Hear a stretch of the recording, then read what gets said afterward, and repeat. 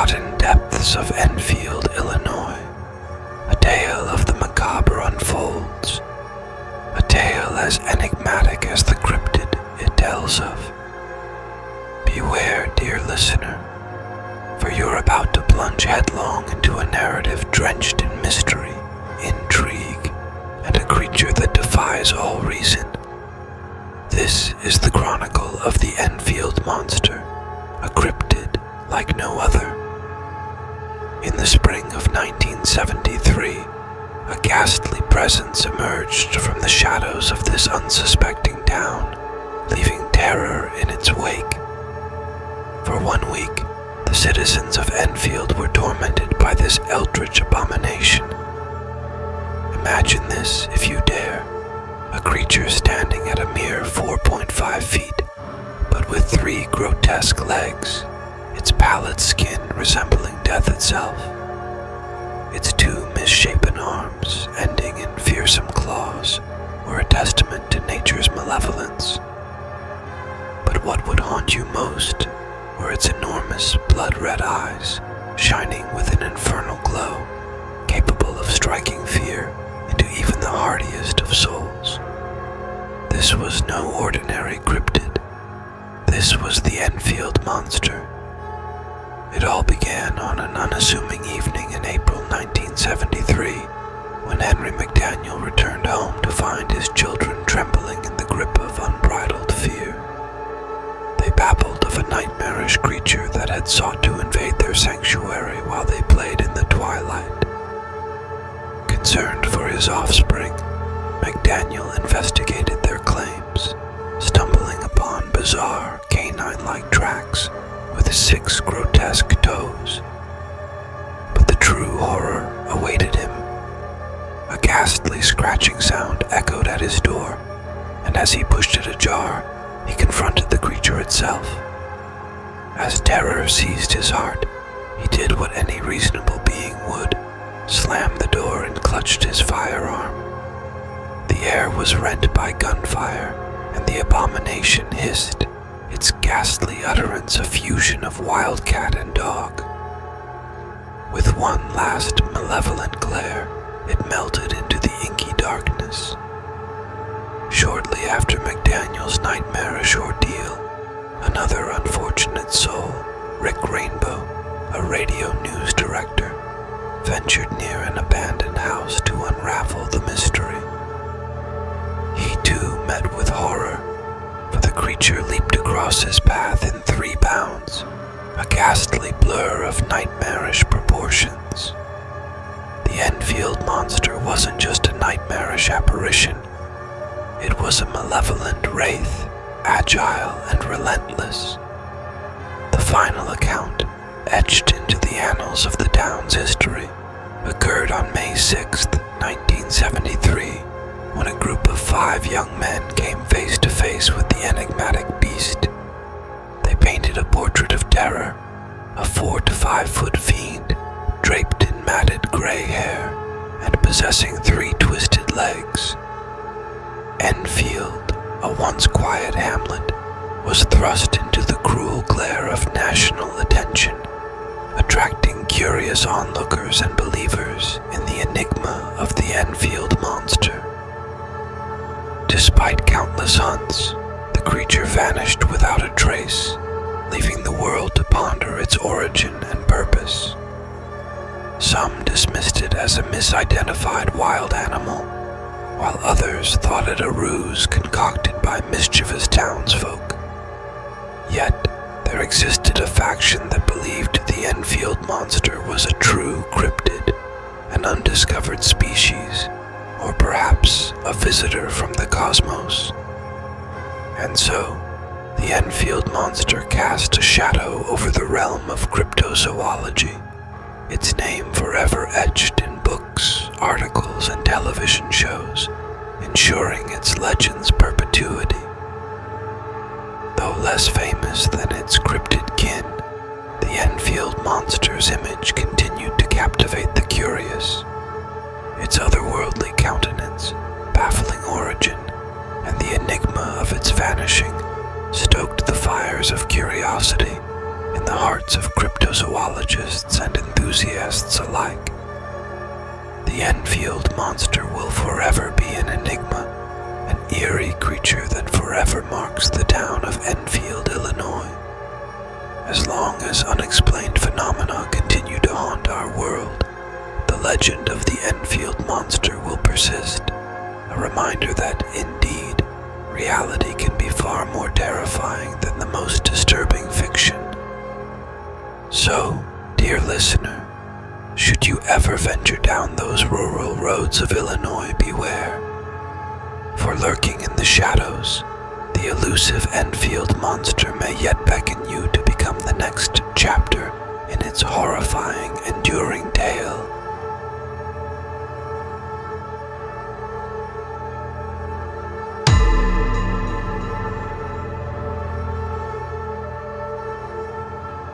In the heart of Wildwood, Missouri, buried beneath an enigmatic shroud of woods, there exists a nightmarish road, forgotten by most, but never truly abandoned by the horrors that dwell there.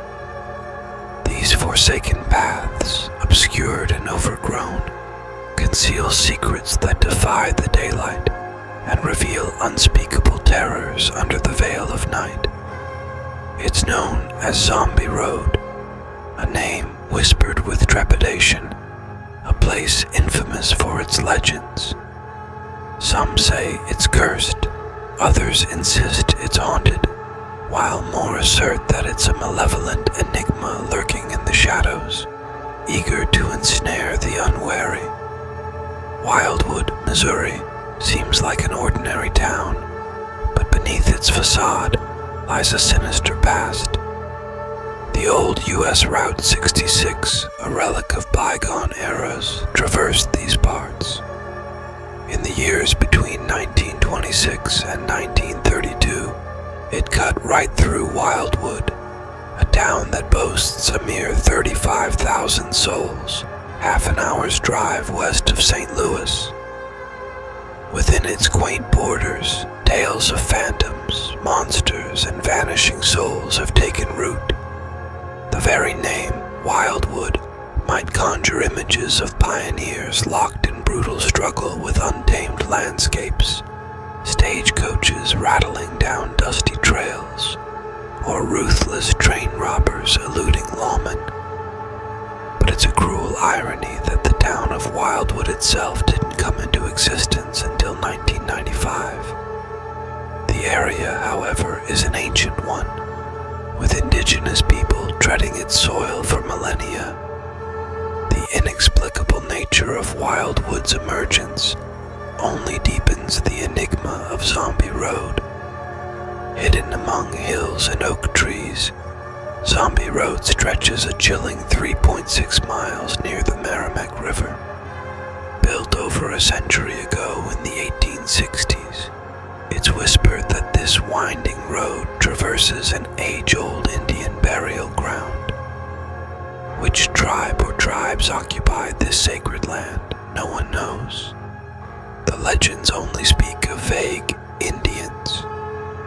Hikers who dared tread these cursed paths have recounted the feeling of ceaseless scrutiny, eerie noises echoing through the trees, and inexplicable cold spots that chill the soul. Some even claim that a spectral old woman lurks in the darkness, her wails of anguish vanishing into thin air when approached.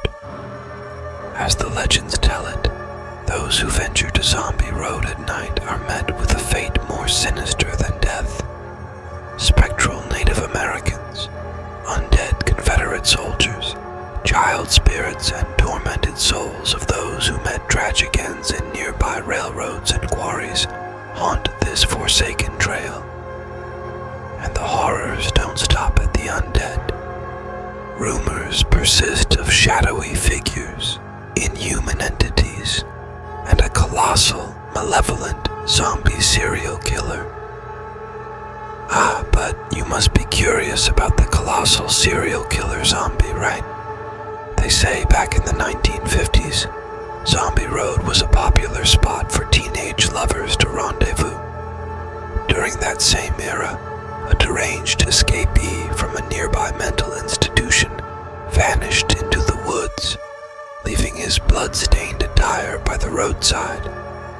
He took refuge in a ramshackle hut, venturing out only under the cloak of night to slaughter unsuspecting young lovers. He spent his final days in that decrepit dwelling, a harbinger of death, and even in death, he continues to haunt the area as a giant, unholy serial killer zombie.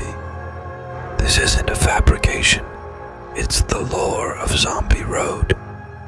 Another chilling variation of this gruesome tale whispers of the zombie being employed at an orphanage run by sadists, with an inexplicable nearby graveyard reserved for murdered children. These shadowy and obscure details gave birth to the legend of Zombie Road. As the night descends over Zombie Road, Wildwood proclaims a grim decree. It is off limits after dark. Yet, what's curious is that the town asserts Zombie Road doesn't even exist. In truth, Zombie Road never held that official name. It was, in reality, Lawler Ford Road, a forgotten relic of the 1800s, originally constructed to access the Merrimack River. It underwent a transformation in 2010 when it was repaved and renamed Rock Hollow Trail, a place now reserved for bicyclists. The reality, however, paints a far more sinister picture. Zombie Road is only dangerous at night, for it's a domain patrolled by vigilant law enforcement, eyes ever watchful for intruders and vandals.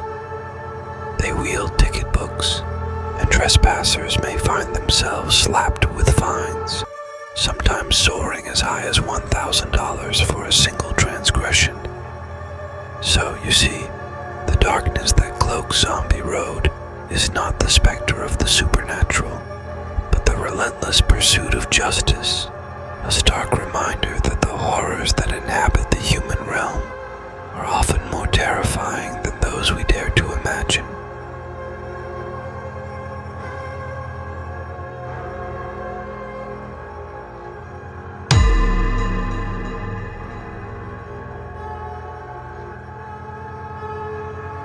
In the vast tapestry of nightmarish legends, the tale of the bogeyman transcends borders and cultures, ensnaring the imaginations of children worldwide.